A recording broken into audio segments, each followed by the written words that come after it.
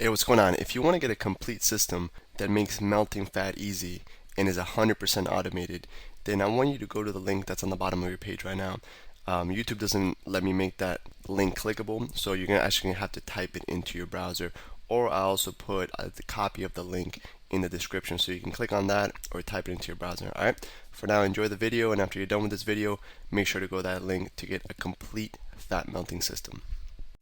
So now we're going to get into a couple more advanced techniques. These are more of our power punching, and they're going to really improve your game as far as knocking people out. And on top of that, it's another part of our workout and our striking, because we're going to work different muscles. We're going to work our core a lot, different muscles in our legs, and different muscles in our shoulders, our biceps, our triceps, everything. So let's get into it. And I have Angela here. She's going to help demonstrate. She has very little experience. Pretty much none. I'm teaching right now hooks and uppercuts. So if she can do it, you can do it, all right? So we're going to get into our hooks and uppercuts. So when we throw, the first one we're going to learn is our left hook, okay, or our lead hook. So if you're an orthodox fighter like me, where you stand with your right hand back, right foot back, your lead hook is your left hand. So that's your lead. If you're a southpaw, where you're naturally left-handed, your lead hook is your right hand. Okay, but all the same rules apply. It's just we're just going back and forth. I'm going to teach orthodox with your right hand back, because that's what most of you are going to be, which is right-handed. All right, so Anna's going to get in our stance, right foot back, back heel off the ground, hands are up by her cheekbone. Okay, and we're going to do our left hook. So when we do that left hook, we're here. All right, the first thing we want to focus on doing is using our legs, incorporating our legs. So with the legs, we're going to do this. Is what left hook looks like, by the way.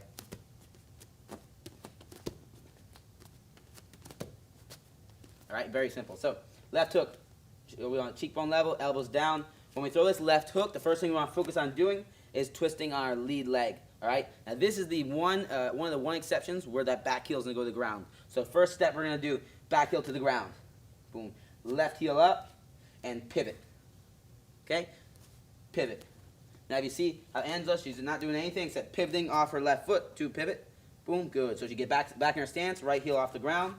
And now when I say pivot, drop the right heel, pick up the left heel, and pivot. Perfect. And 1, 2, 3. Good. So start in your stance, back heel off the ground, and pivot. Good. And the pivoting's doing is, go back to the beginning. When she pivots, her hip is here. Now she's going to pivot, and now her hip's over here. And that's twisting your whole body, so now we can really land that power shot and incorporate our whole body in this workout. So we're using our obliques right here. We're using our legs, our calf muscles, everything, and we're going to really fire that left hook in there. So now upper body portion. Upper body portion, when we throw this left hook, we want, again, whenever you're punching somebody, we're hitting these two big knuckles.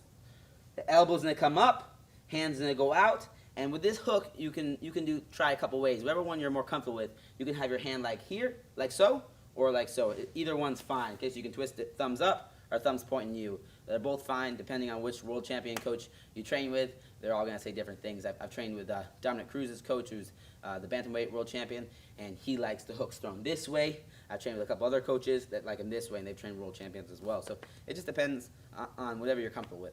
All right, and I mix it up. So Anna's going to demonstrate. So first step when we're doing this is back heel comes down, front heel comes up, elbow comes up, hand comes out, and we pivot. All right, that's simple. So back heel down, front heel up, elbow up, hand out to wherever the target is. This is going to be a variable, okay? We want to keep it pretty hooked, though, hence the name hook. And right here, I'm pivoting. So in one motion, we want to put it together. It looks smoother. Bah, we're just blending them all together and make it a little less mechanical. All right, Angela, let me see you demonstrate. Let's see how quickly you pick this up. So hands are up, and pivot, and hook. Boom, good. Hand comes out, pivot, punch. Wait. Elbow up, 1, 2, 3, punch. Bah, perfect, good. Face it this way. Hands up, chin level, good. Back heel's off the ground, perfect posture. And she's going to throw that hook. Bah, good.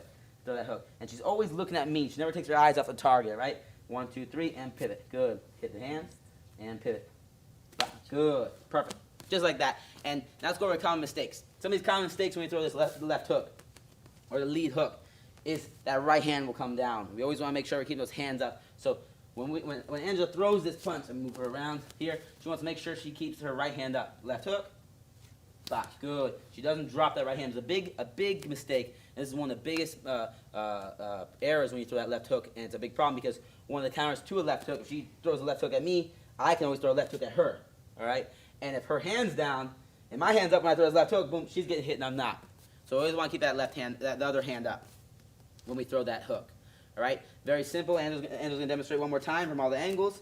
She's going to get her stance, throw a left hook, bah, good. Face that way, and then left hook, boom, perfect. All right. So she just learned left hook, just pretty much the same that you're going to learn it. She's never known it before, and now she knows it now, okay? So that's a left hook. It's a really good punch. You're utilizing a bunch of your core muscles that you don't get when you do that jab cross, all right? Same concept apply with our stance. We always want to make sure that we always stay in our stance, move left, step to left, move right, step to the right.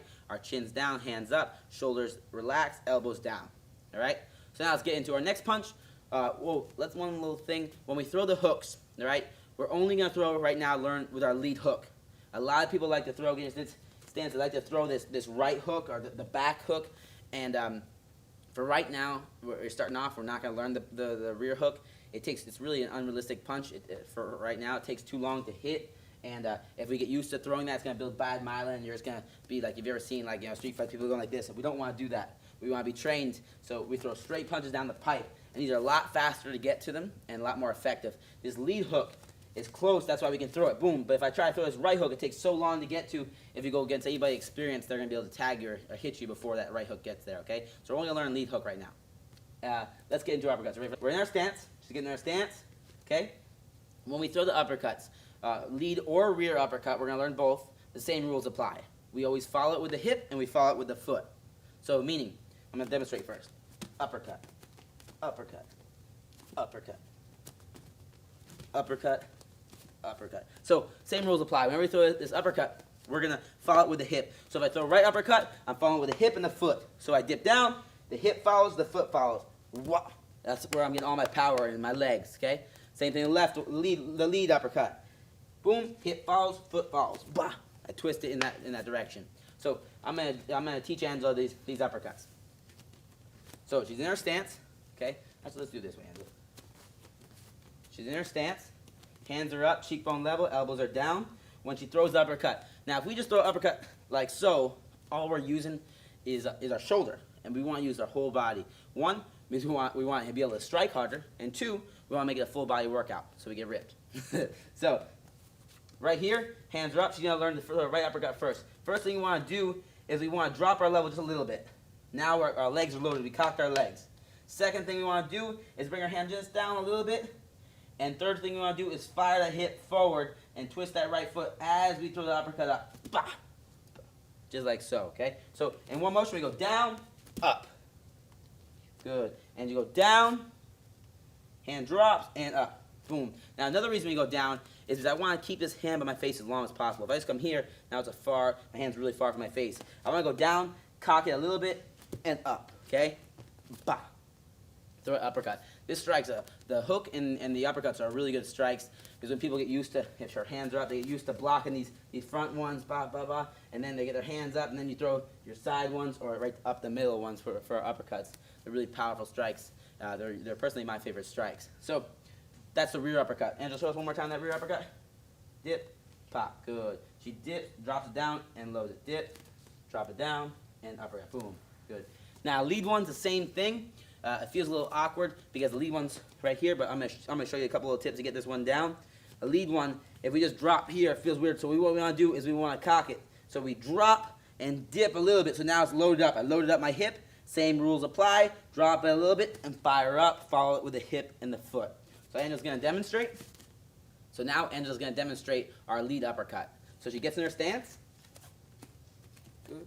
Back heels off the ground. Perfect. Her hands are up. So she's going to lower her level and cock this left side. So lowers her level and see how she loads up her hip and her shoulder. Now she dips it down a little bit, and at the same time she's going to follow her hand up with her shoulder, with her foot and her hip. 1, 2, 3, up, bah, just like so. And her right hand stays up. She's not making that common mistake where her right hand drops. So do it again, Angela. Let me see. Dip and up, bah, good. Dip. Here and up, boom, good. You want to drop that hand a little bit because if you just dip and here, you're not going to hit anything. Yeah, here, drop it down and come out, okay? You might come out because the target's going to be in front of you. So, Anna's going to do it one more time. Bah, better, good. She's got it down. And obviously you can see the reason that you're watching this is that you need to practice, you need to learn. Okay, so if everyone got it their first day, if you got the uppercut the first time you tried it, everyone would be like world champions, or everyone would be like professionals. So it takes practice. You're learning it today. You're gonna get it down really well, but then tomorrow's gonna be even better, and the next day it's gonna be even better, and 2 months from now you're gonna have it like a pro. But you don't learn everything like a pro the first day. That's why you're watching this. That's why you're gonna practice, and you have to build that myelin up. All right. Even though you see it and you understand all the little details, your body and the muscles, they don't know how to work properly to get this done. So you're gonna teach your body how to do it, and eventually it's gonna be instinctual. You know, somebody tells me to throw a cross, now I can throw it. Angela, we just did the jab cross last time. Angela, let me see that right uppercut. She's gonna throw a better right uppercut than she did last time. All right. So the right uppercut here, she's gonna dip down and pop it off. Bah, perfect. All right. Now you see that little common mistake she made.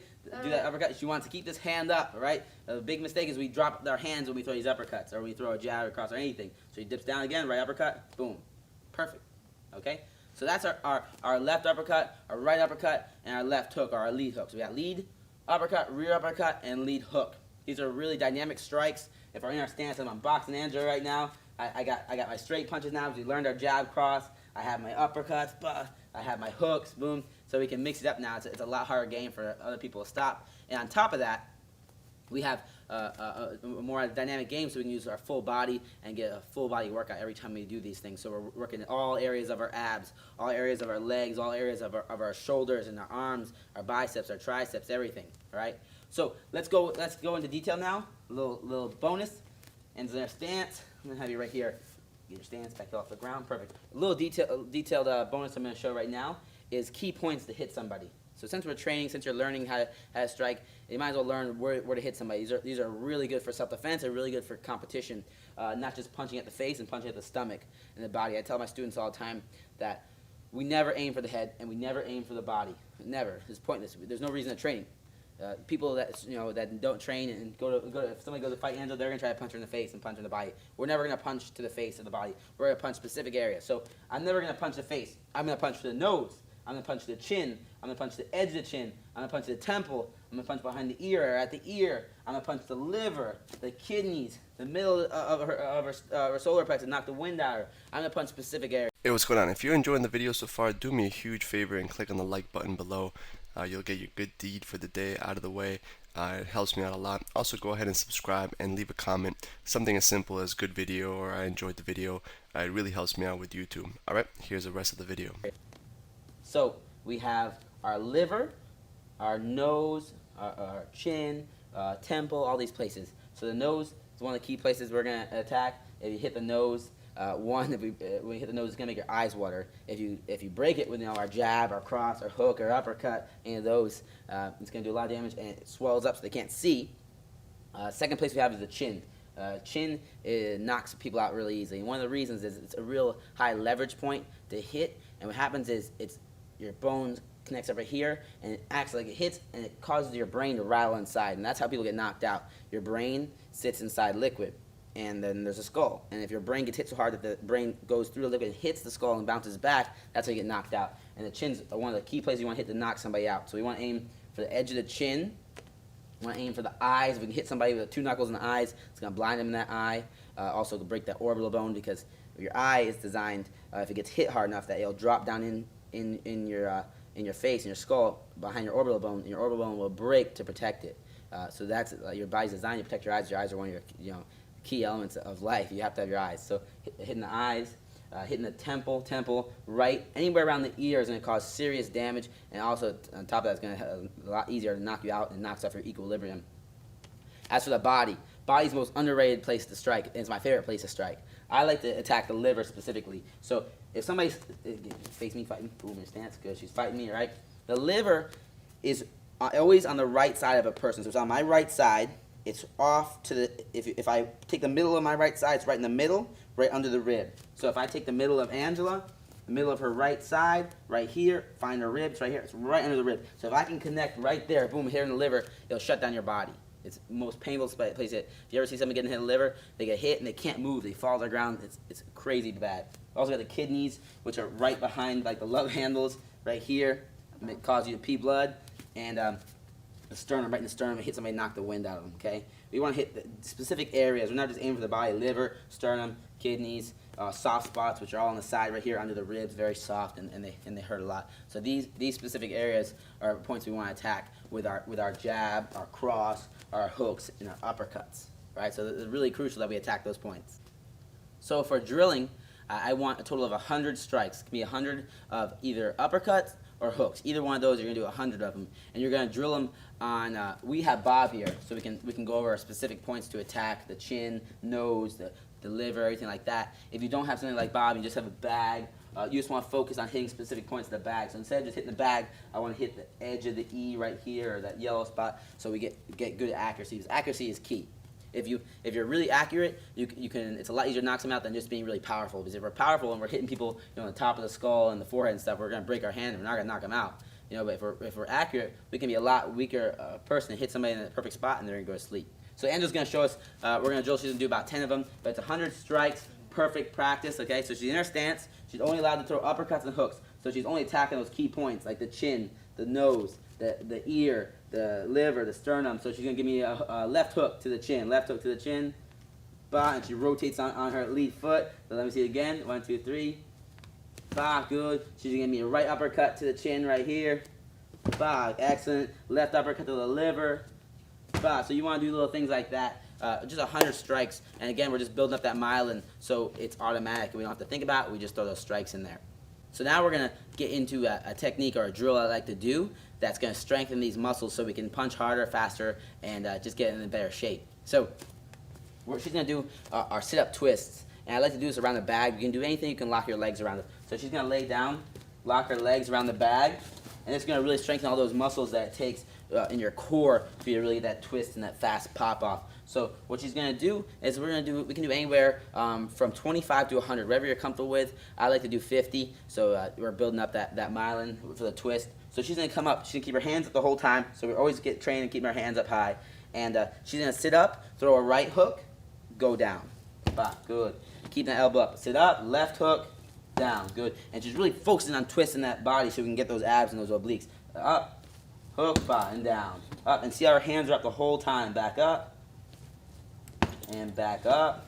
And she's just going non-stop, working those abs and working that twist. So we're really strengthening it so we can get those power shots in. Good job, Angel. So she's good. She has those hooks in. Just do that. It's really going to help strengthen you. It's going to give you an awesome ab workout and core workout for you to get better at these punches. Hey, real quick, one more thing before you go. I want to make sure you know that there is no correlation between how hard you work and how much fat you melt or how much muscle you build. All right? There's enough science, enough data out there that there's absolutely no correlation between hard work and results. All right? There's a difference between movement and achievement. All right? If you want to learn my best tips, what I call the 5% hacks that allow you to get maximum results, maximum fat loss, maximum lean muscle gain, I want you to go to the link that's on the bottom of this page, or you can click on the link in the description. All right, you're going to get a complete system for melting fat in an intelligent and streamlined system. I'll see you there.